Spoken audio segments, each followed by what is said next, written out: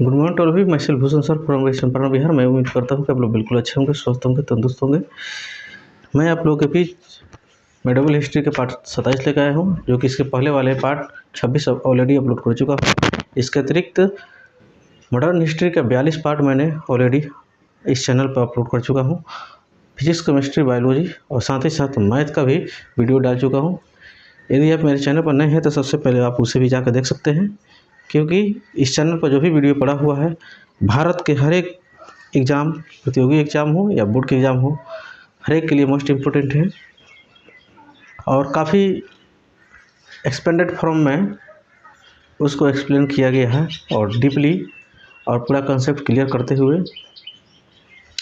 यदि आप मेरे चैनल पर नए हैं तो सबसे पहले आप उसे सब्सक्राइब कर लीजिए, ताकि आज के बाद जो भी वीडियो हम अपलोड करें तो सबसे पहले आपके पास पहुंचे, आप उसका लाभ उठा सकें। और इस चैनल पर जो भी वीडियो पड़ा हुआ है आप ज़्यादा से ज़्यादा शेयर कीजिए, लाइक कीजिए और सुंदर से सुंदर मोटिवेशनल कमेंट कीजिए, ताकि आने वाला जो भी वीडियो हो उससे मोटिवेट होकर मैं और अच्छा से अच्छा वीडियो आप लोगों के बीच लाने का प्रयास करूं। तो ज़्यादा देर ना करते हुए मैं अपने सेशन को शुरू करने जा रहा हूं, जो कि ये टॉपिक है शेरशाह सूरी के बारे में। ठीक है, इसके थोड़ा सा कुछ कल मैंने इसके पिछले पार्ट में एक्सप्लेन कर चुका हूं और ये कुछ यहाँ पर शेष बचा हुआ है। ठीक, जब शेरशाह सूरी उस नर्तकी के लिए यानी उस डांसर के लिए युद्ध कर लेता है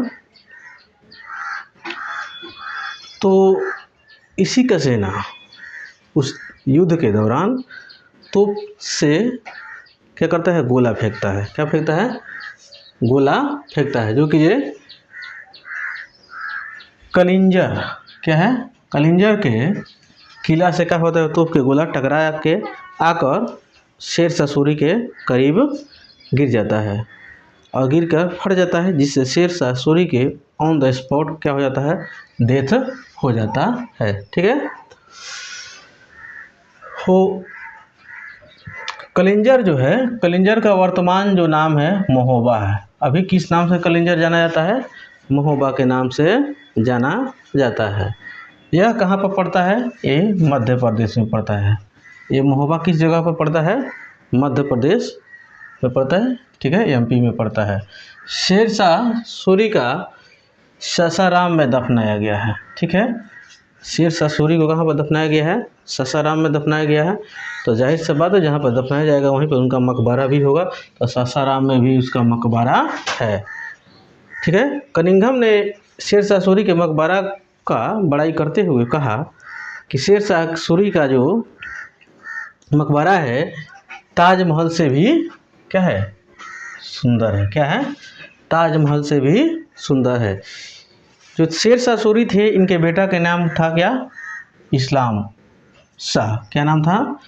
शेरशाह सूरी के बेटा का क्या नाम था? इस्लाम शाह नाम था। ठीक है, यह जो था इस्लाम शाह योग्य था, किंतु 1553 में अकस्मात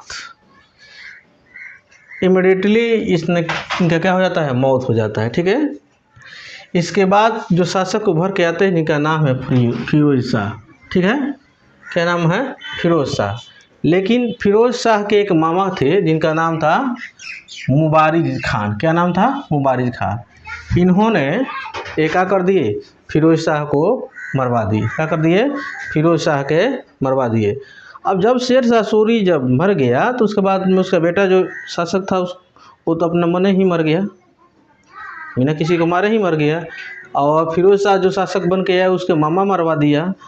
अब उसके बाद से दूसरा कोई शासक योग्य बचा नहीं। ठीक है, जो यही पर इसका क्या हो गया, मामला गड़बड़ हो गया। इस वंश के अंतिम जो शासक जो था, कौन था? सिकंदर शाह सूरी था। कौन था? सिकंदर शाह सूरी था। किस वंश के? यानी सूर वंश के। ठीक है, अब जो हम लोग को पढ़ना है शेरशाह सूरी के प्रशासनिक व्यवस्था। इनका प्रशासनिक व्यवस्था कैसा था? शेरशाह सूरी के प्रशासनिक व्यवस्था बहुत सुंदर था, बहुत अच्छा था। ठीक है, ये अपने शासन व्यवस्था में बहुत अच्छे काम किया था। ठीक है, शेरशाह सूरी एक प्रबल शासक था। ठीक, अगर प्रबल शासक नहीं रहता तो अपने जीवन में जितना इसने लड़ाइयाँ किया वो सफल नहीं होता और आज यहाँ पर इसका चर्चा नहीं चलता। ठीक, इसने बहुत से सुधार किया, इसने सारे सुधार को अकबर ने भी अपनाया। आप समझ जाइए, अकबर इतना बड़ा शासक होते हुए भी जो शेर शाह सूरी करके गया था उसका कॉपी किया कौन? अकबर। और इस नहीं से समझ जाने की ज़रूरत है ये कितना ये अच्छा शासक था है। ठीक है, इसी कारण शेर शाह सूरी को अकबर का पथ प्रदर्शक कहा जाता है। ठीक है, जो टोडरमल जो है, ठीक, यह शेर शाह सूरी के यहाँ सेवा कर चुका था। शेर शाह सूरी ने पाटलिपुत्र को जो अभी जो जिसको हम लोग पटना बोलते हैं, क्या बोलते हैं? पटना बोलते हैं ना।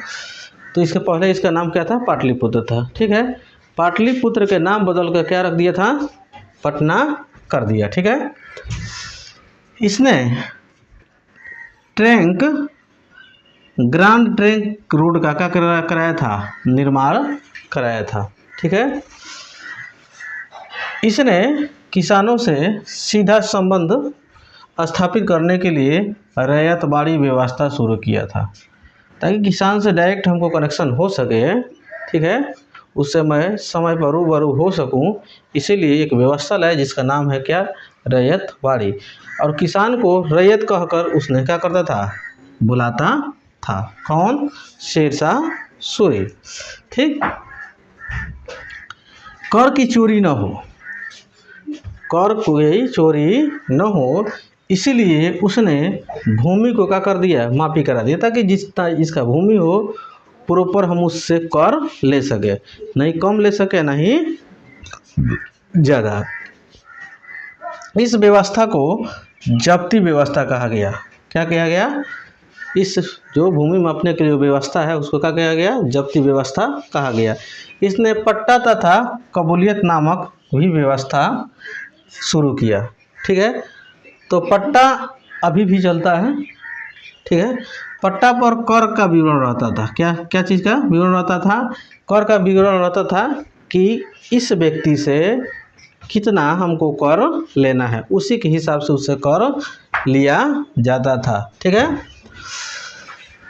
और कबूलियत वह व्यवस्था था, कबूलियत यह व्यवस्था था जिसमें किसान यह बात के लिए सहमत होता था कि हमें शेर शाह सूरी को कितना कर यानी कितना टैक्स देना है।